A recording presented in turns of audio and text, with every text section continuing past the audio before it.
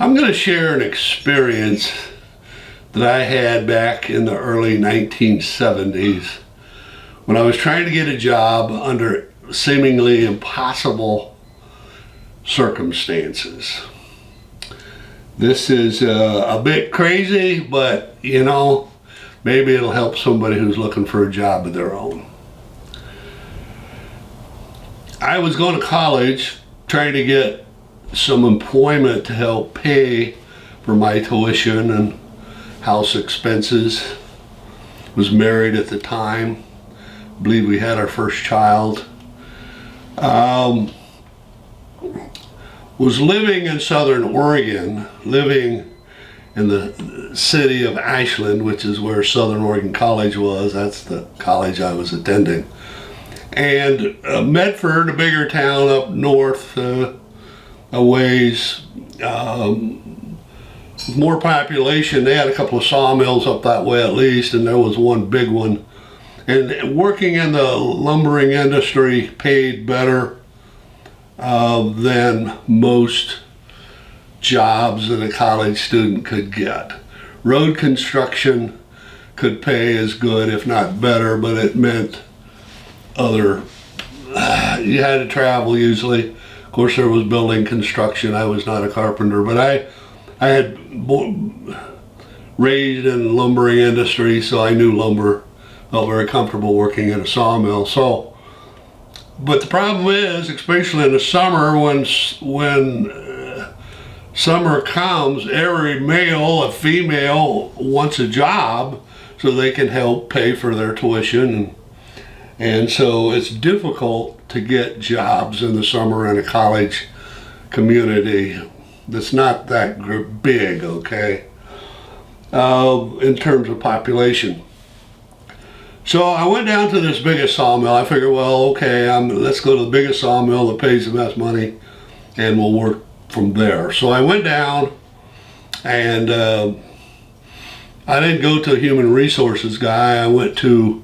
I asked somebody who the job foreman was in this particular area of taking dry lumber and stacking it in piles so it could be basically put on trucks and shipped out to the ocean so it could float across waters or be distributed wherever. Okay, so working on the dry chain is what they call it. And it was a very difficult job, but it paid very well. You had to be physically fit. You had to be quick on your feet. But so I went to the job foreman and I said, I need a summer job. Are you hiring? He said, no, I'm not hiring. He said, you and dozens of other guys like you want a job here, and we've already got all the slots filled up. So sorry. Well, there was a lot that had gone on before this. And I was getting tired of rejection. I was getting tired of no's. Just getting tired of this and very frustrated and getting poor by the day.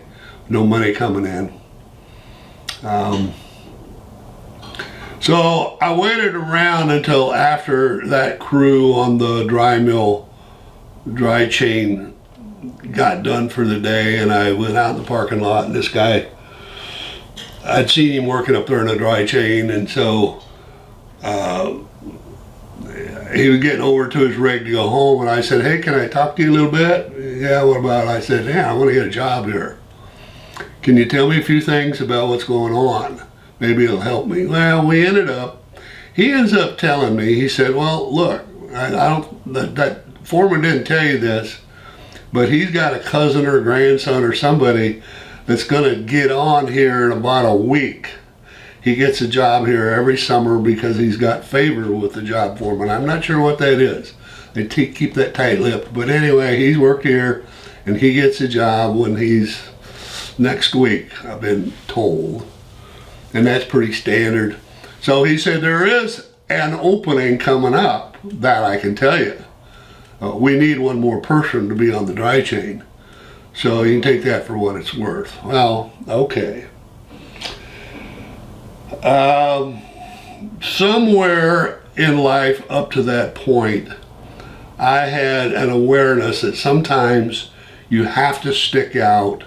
You have to prove to a person who can hire you that you deserve the job more than somebody else, assuming you could do the same work that that other person could do. So I thought, all right. So I looked up this guy's home address and went up into the mountains there up east of Medford some, and it was a pretty nice house, but the grass was about 2 feet tall in the yard. Needed cutting bad. And so I knocked on the door. His wife ends up opening the door, and I introduced myself, and I said, ma'am, I said, I'm trying to get a job down there at the sawmill, and I'm just one of many that they could hire, so I'm no more important than anybody else. But I know that a job is coming available, I've been told, and I would like to fill that slot. And so I'd like to show your husband how desperate I am for that job. Or maybe a job someplace else in a sawmill that he had connections to get me linked up with. And so I said, so is there anything that I can do around your house that needs to be done that he doesn't have time to do or doesn't want to do or whatever? I'm willing to do it.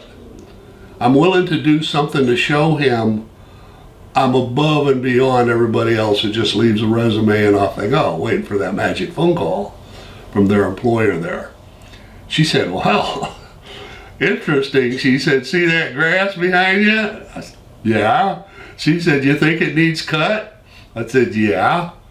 She said, I've been at him now for over a month to cut that, and he's got this issue going on, and he just doesn't want to talk about it. He's hot and angry about it. And she said, I'm sick and tired of looking at it, and I've been wanting to go hire somebody to cut it. He don't want me to pay money to have it cut, so we just got this standoff. She said, you want to cut that grass? You can have at it.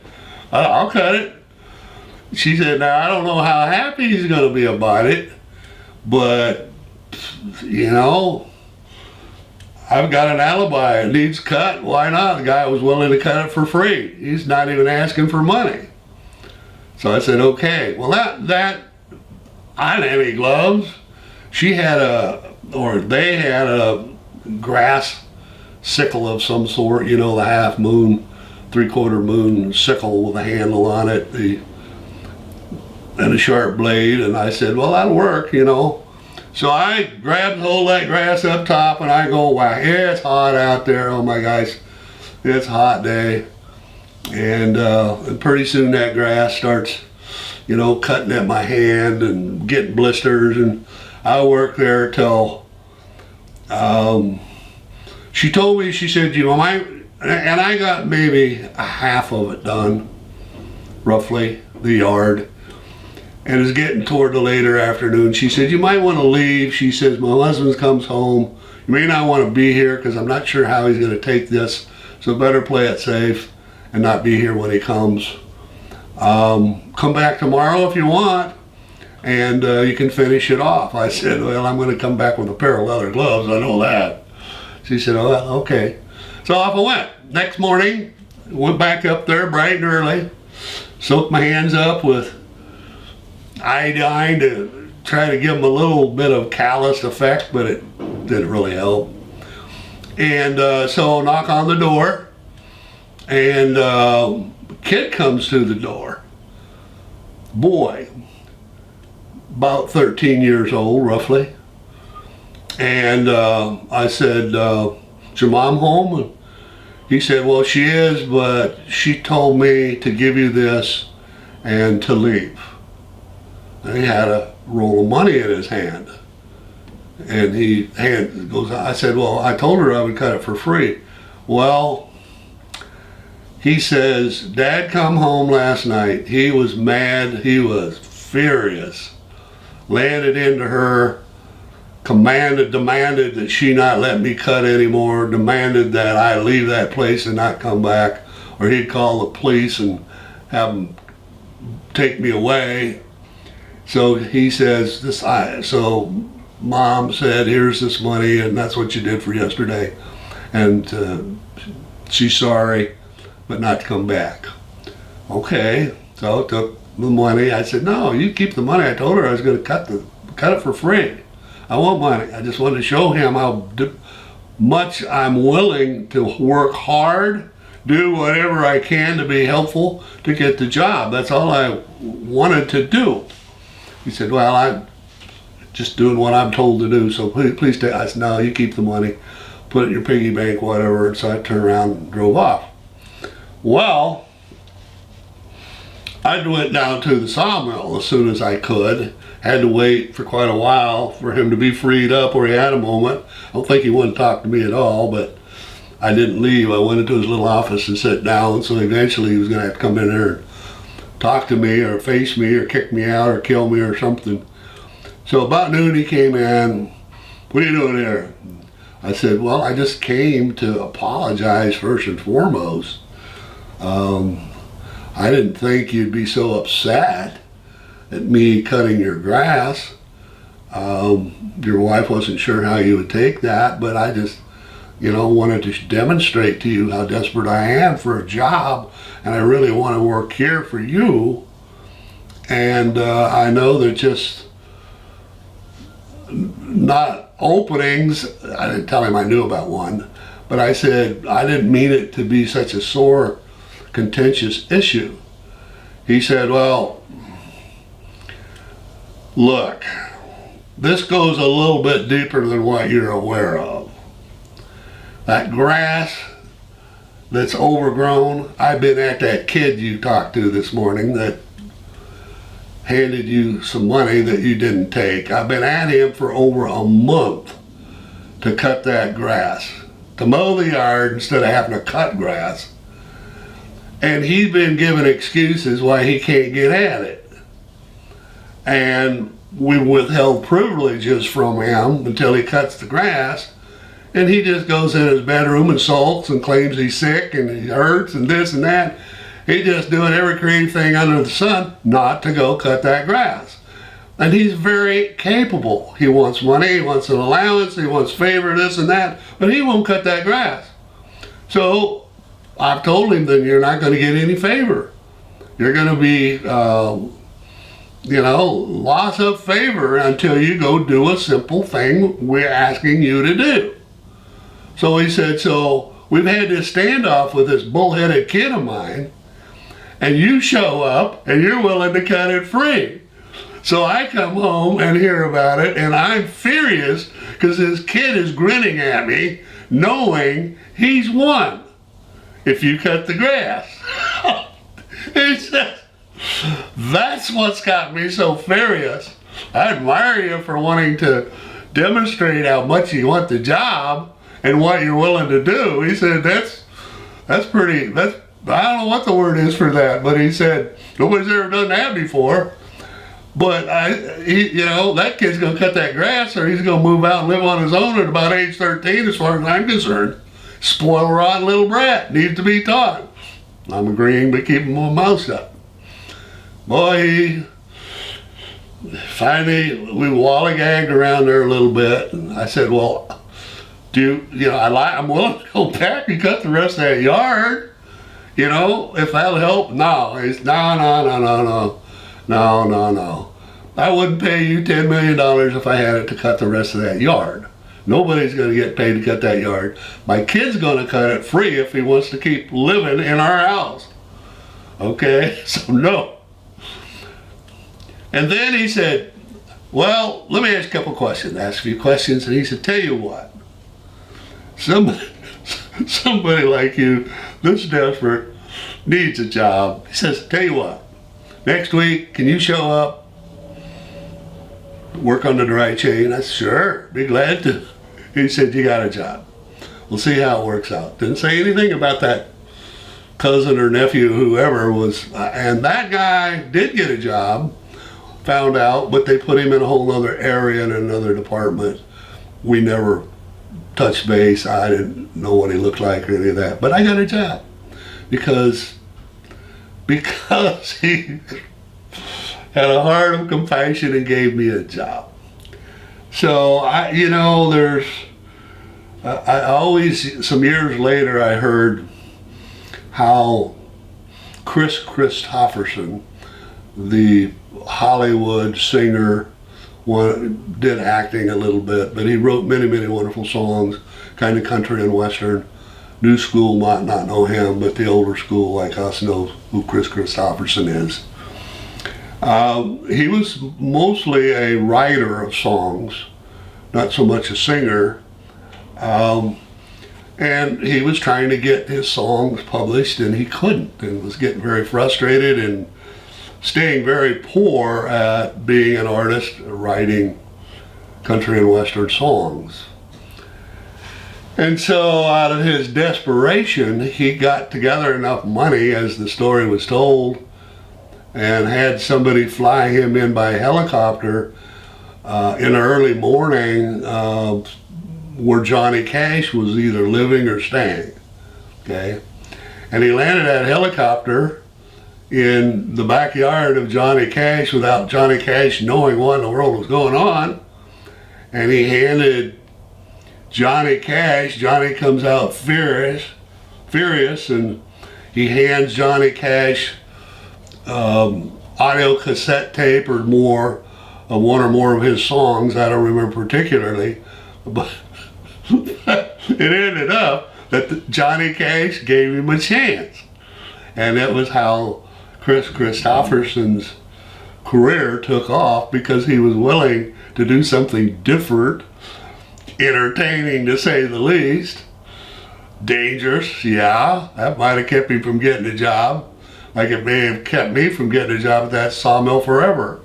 There's risk involved, but the uniqueness of the desperation might count for something. So it did for Chris Christopherson, and it did for me.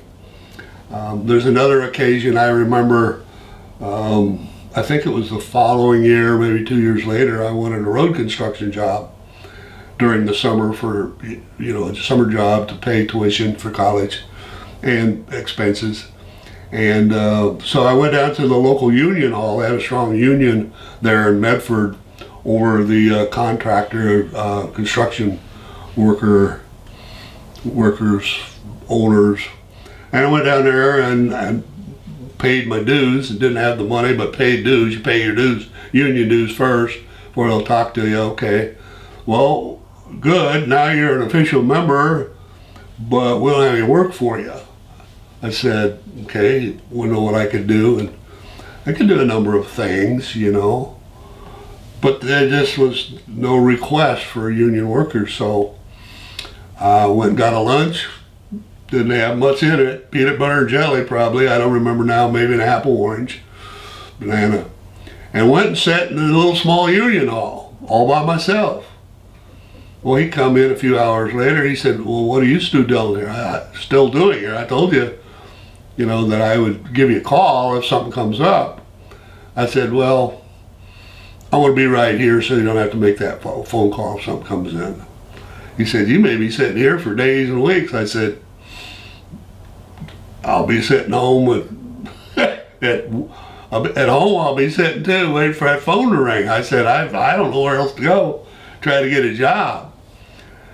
Well, he says, do what you want to do. He said, that old wooden bench can get pretty hard. And I said, I'm waiting. I want to be the first person in line if you think I can do the job. Well, he looked at me a number of times. He come in and talked a little, but I sat there, and all alone, twiddled my thumbs. I sat there for about 3 days. When the union shop opened up, I'd be there at daybreak, and when it closed up, I'd leave with him. And finally, it was around the 4th day, he says, come in here. He said, I just got a phone call. There's this contractor that's looking for somebody who can run a power saw. For a few days, he's got some trouble trees. He's working on the side of a canyon. They're building a road up in that area, and they got what's called trouble trees that they got to get out of the way. And so they need somebody with a power saw to be able to take those down. He says it's a dangerous job, but he said, did I hear you say you've run it? Oh, I said I lived on power saws. Born and raised on power saws. No, I can do that job, no problem. Well, let me give him a call. So with call was made, I got hired for 2-3 days, and they kept me on for that summer. The job foreman, we become friends, hunted quite a bit, enjoyed each other's company, and he wanted me to quit college and come and learn the craft and become a job foreman for that construction company the next year, the rest of my life. But that job required a lot of traveling away from home, sometimes for weeks. You didn't come home every night, and I did it that first summer, but I didn't like not being home. I just didn't like it. I like coming home at night, so I didn't pursue that career. But again, you know, being a little more persistent than everybody else, being a little different, demonstrating how bad I wanted the job, I think it paid off. I think he worked pretty hard at trying to get me to have a job for that summer. So persistence, creativity can go a long way sometimes, I guess. Has for me. So take that for what it's worth. Blessings to you.